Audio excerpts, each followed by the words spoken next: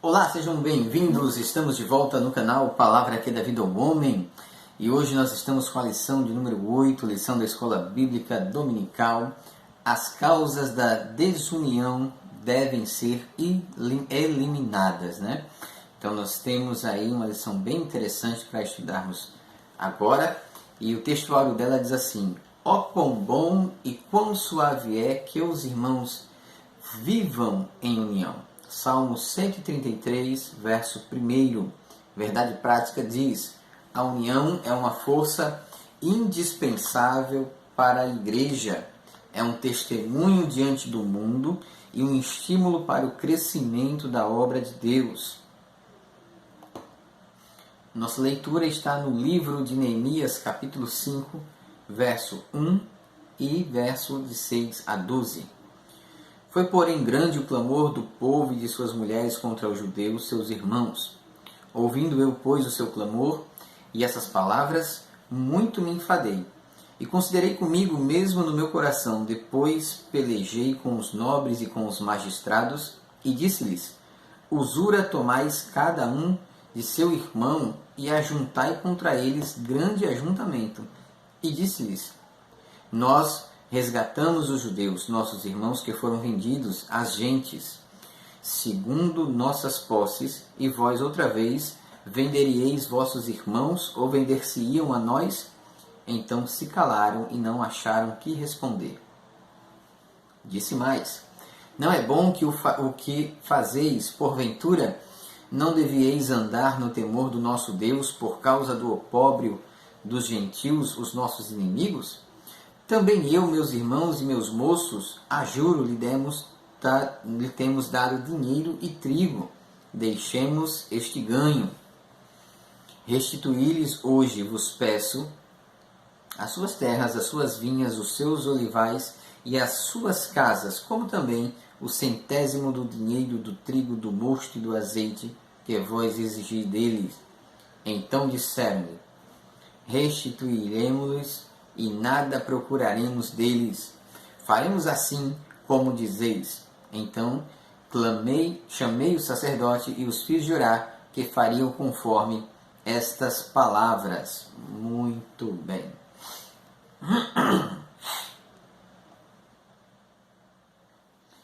Hoje nessa lição a gente vai estudar um conflito que aconteceu entre as diferentes classes sociais que haviam em Israel no período em que Neemias estava à frente do povo, desde o mandato de Ciro, organizando a reconstrução da cidade, dos muros do templo e por aí vai. A união, ela caracterizava os judeus libertos do cativeiro. Qual era a base dessa união? Então, o que unia esse povo? Primeiro, todos eram do mesmo povo e confessavam a sua fé em um único Deus. Esse era um ponto primordial. Segundo, todos haviam provado o despertamento que se havia iniciado pelo rei Ciro. Então, esses dois pontos uniam o povo neste sentido, e eles eram conhecedores tanto daquilo que haviam vivido, como do Deus ao qual seus pais serviram. O segundo ponto, esta união entre os judeus, simbolizava a união que deve haver na igreja de Deus. Então, como a gente sabe, Israel ele é o modelo, ele é o padrão, ele é o molde para o restante do mundo no que diz respeito à fé no Deus verdadeiro e único. Então, esse testemunho ele hoje é para a igreja. A igreja precisa viver unida. Se a igreja está unida, a igreja cresce, prospera, avança, conquista, alarga as tendas, porque está unida. Esta união, ela vai além de nacionalidade, de cultura, de status social. Ela precisa ser real, verídica e fundamentada em Cristo, tá bom? Não é uma união com base em interesses alheios ou interesses próprios. É uma base forjada em Cristo. Ponto central da nossa lição: Cristo derrubou o muro da separação que havia entre os gentios e judeus, tornando-os uma verdadeira família de Deus. Certo? Isto é extremamente importante. Vamos ver aqui algumas questões importantes aqui sobre essa união essa união que simboliza a igreja, né? Os crentes sentem apoio para uma vida espiritual ampla quando há união. Na igreja, nós precisamos levar as cargas uns dos outros. Olha que interessante isso. Ele fala tanto de carga um dos outros como de carga pessoal. Vamos ver aqui a referência que ele dá, que é Gálatas 6:2. O que é que diz Gálatas capítulo 6, verso 2? Ó. Levai as cargas uns dos outros, assim cumprireis a lei de Cristo. O que isto significa? Tem um irmão em dificuldade, tem um irmão em apuros, tem um irmão em necessidade, ajude-o, levante-o, fortaleça-o, faça com que ele supere as dificuldades, divida o peso dele com você e faça-o prosseguir. Mas em contrapartida, ele também diz uma coisa interessante no verso 5, porque cada qual levará a sua própria carga. Então o que isso deixa pra gente? A carga que eu levo só, a carga que eu preciso que você carregue comigo. Tem coisas que nós podemos dividir e tem coisas que eu preciso agir sozinho, tá bom? Então muito cuidado nisso daí. Outro ponto importante, a união nos faz fortes, né? Uma ovelha sozinha, ela é uma presa fácil. Um rebanho unido, ela bota o lobo para correr. Então, a união faz a diferença. Uma igreja que vive união, ela tem testemunho, ela tem prosperidade, ela tem uma boa marca na sociedade, ela deixa o rastro por onde ela passa. Terceiro ponto, a união precisa ser verdadeira. Ela não pode ser fingida, ela não pode ser forjada, ela não pode ser arquitetada, ela tem que ser real, de dentro. Síntese do tópico 1. O mistério da Igreja de Cristo, formada pela união entre judeus e gentios, esteve oculto desde a eternidade. Vamos lá então. O segundo tópico vai dizer a união entre os judeus estava ameaçada. Por que ameaçada? Qual era a ameaça? Era uma injustiça social que estava havendo, onde os irmãos mais favorecidos economicamente estavam emprestando com usura. O que é usura? É o olho grande, é o avarento, é aquele que te empresta R$100 e cobra 500 de juros, é a usura, é o olho grande, né? Isso é só um exemplo, tá bom? Mas o fato é que o juro cobrado era um juro alto e impossibilitava os irmãos de conseguirem pagar. Não pagando, o irmão que emprestava tomava posse das suas terras, das suas casas, dos seus bens e até dos seus filhos. Ora, isso estava sendo praticado dentro de Israel, de judeu para judeu. Isso não pode. O irmão não pode emprestar dinheiro a outro irmão a juros exorbitantes, com usura. Veja que o próprio Neemias havia emprestado a juros, mas era um juros honesto, digno, né? Ele fazia ali, ele ganhava um retorno, mas não era um retorno que empobrecia o seu irmão ou que o seu irmão não tinha como pagar. Era uma coisa digna. 2. Como se explica essa grande injustiça? Algumas observações. Em primeiro lugar, era a falta de amor entre irmãos.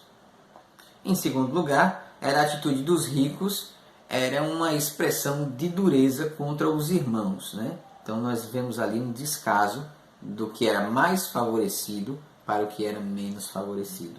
Irmãos, se Deus te abençoou,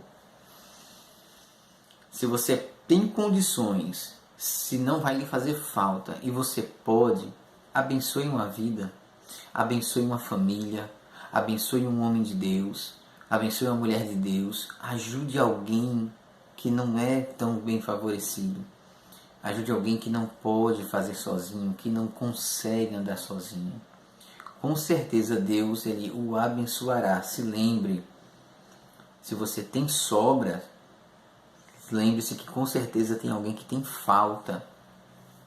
Se você pode, é seu dever, sua obrigação, ajude, seja exemplo, seja luz, seja modelo. Fique com essa palavra, tá bom? Síntese do tópico 2. A injustiça social era uma expressão da falta de amor do mais rico com o mais pobre. Tópico de número 3. Neemias ele resolveu o problema, né? Então ele fez um grande ajuntamento, fez uma reunião extraordinária, chamou a assembleia, chamou os anciões, os magistrados, as grandes figuras da sociedade e disse a ele: minha gente, vocês são irmãos. Como é que vocês podem fazer isso com quem é da sua própria terra, da sua própria pátria, do seu próprio sangue, de uma única nação? Como é que você faz isso com alguém que professa a mesma fé que você, que serve o mesmo Deus que você? Não façam isso.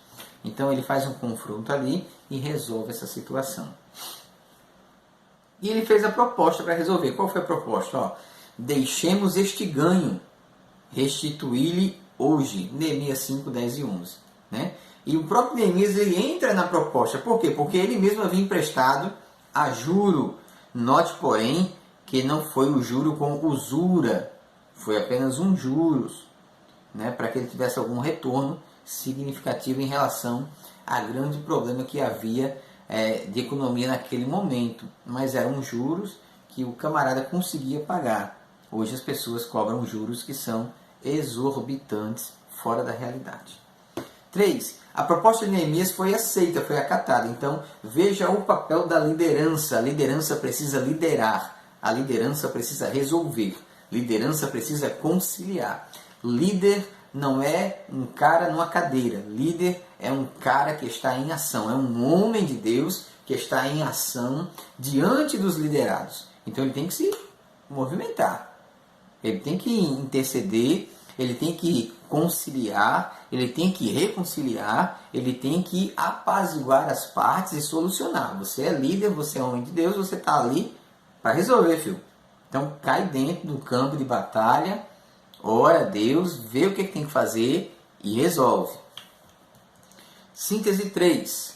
A convocação de Neemias para a conciliação. Tópico 4. A paz voltou a reinar entre os judeus. Por que voltou? Porque tinha uma liderança forte, tinha uma liderança exemplar. Veja que ele não mandou o povo fazer e ficou isento. Ele foi o primeiro. Eu também vou entrar nesse negócio. Eu vou ser o exemplo, eu vou ser o modelo para vocês. Sigam-me. Não apenas em palavras. Sigam-me em ações. Sigam-me em atitudes. Sigam-me em exemplos vivos. Isso é importante. A melhor coisa não é o exemplo falado, é o exemplo vivido. Há pessoas que falam muito e fazem nada. E há pessoas que não dizem nada e fazem tudo. Ela tem o exemplo. Fique com essa palavra também. Vamos lá. Surgindo então o problema entre os irmãos, deve ser logo tratado. Amanhã eu resolvo. Não. Amanhã o problema já cresceu, já deu cria, já tem filho, tem neto, tem bisneto, tem problemão, probleminha, probleminha, problemizinha. Tem tudo que você imaginar. Então resolva logo, rápido. Problemas relacionados devem ser tratados carinhosamente. Então, imagine que você é um líder, né? Você, sei lá, um pastor jovem, né? E de repente você tem que resolver uma causa das irmãs que são anciãs. Trate-as como se fosse sua mãe, sua avó, sua bisavó.